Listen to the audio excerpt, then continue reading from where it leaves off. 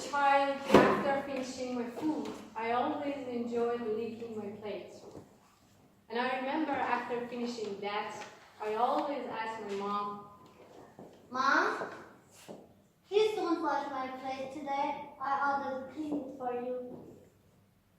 and my mom was like, okay. And the upcoming part of the scene, I didn't see at that time. But of course, you can guess it, that was like my mom always washed the dishes. Well, later on, my parents succeeded to ban me from doing so. At that time, I didn't understand why. Because I was not familiar with the power of social norms. Social norms have their own advantages and disadvantages. On one hand, they provide order and predictability in the social environment, which is good because then we make sense of each other's actions and we can understand them better. On the other hand, sometimes they may cause errors in our behaviors. Social norms provide a basis for how we perceive each other and how we judge each other. Well, from our childhood, our brains are set so that an abnormal thing is usually translated into a negative first impression.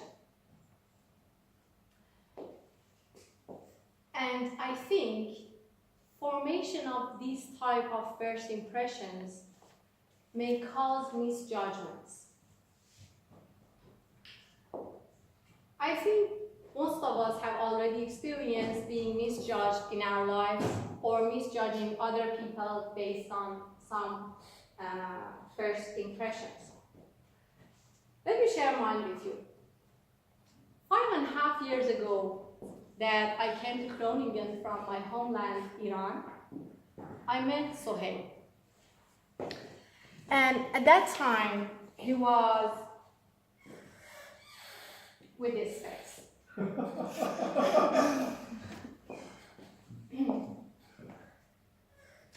sometimes with this. And sometimes like this. So my first impression was, I didn't find him to behave naturally. And I think my first impression arose from seeing his mustache, which didn't look natural and normal to me. And gradually, I realized that actually he's living his life in his own natural way. And I really admire this type of character, and I'm familiar with it. I'm not telling that the social norms are not good because if then we see an abnormal thing, we may get it wrong. And actually, I find both the positive and negative parts of the social norms actually positive.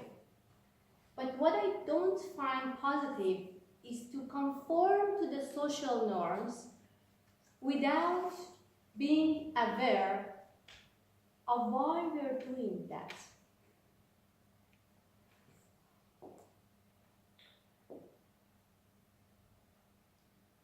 Now I want to ask all of you to imagine yourself in this skirt.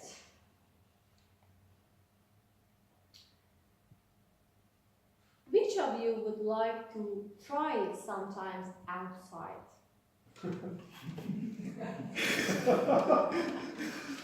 Promising. Well, I see some nice smiles. Well, most of you guys probably have already thought about it during your lives, but probably you've never tried it because it's not socially accepted for men to wear skirts.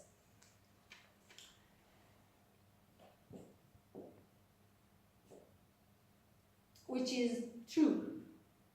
But let's go back in time to the ancient world.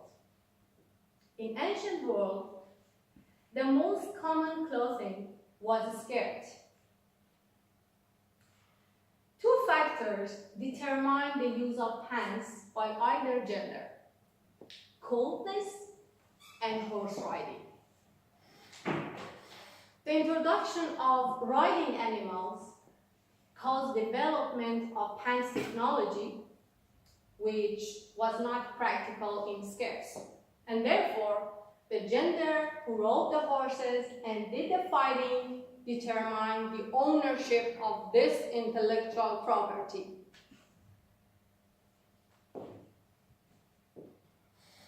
So, it seems natural that then slowly pants became more developed as a symbol of masculinity.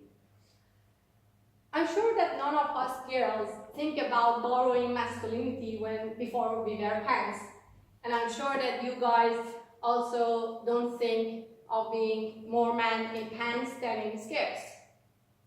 But the power of the social norm make you feel you shouldn't do that and you shouldn't like it.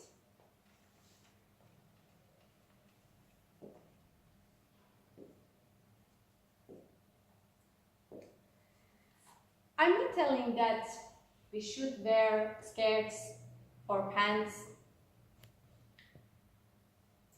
but sometimes